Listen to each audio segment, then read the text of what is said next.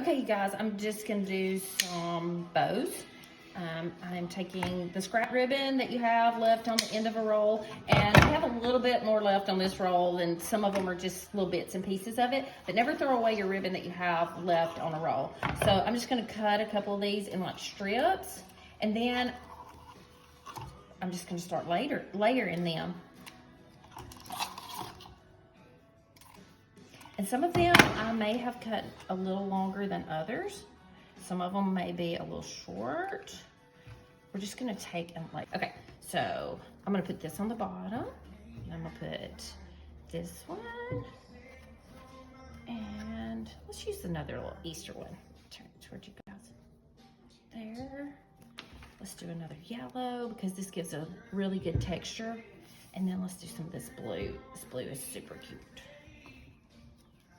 Okay. All right, I'm gonna take this and just pinch this up. Am I doing this correct, girls? Mm-hmm. Okay. And I think it's just whatever you want to use. Tracy is coming in hot. Tracy's coming in hot. She's only 2 hours late. Okay. That is fun. Cute. You could add those in a wreath or just Yeah.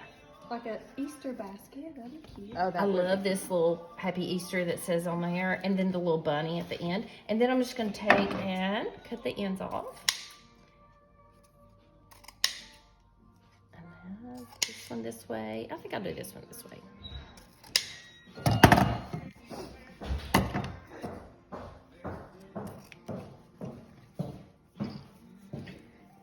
Okay, and even if it's a lot more of one than you do the other, just mix and match it a little bit.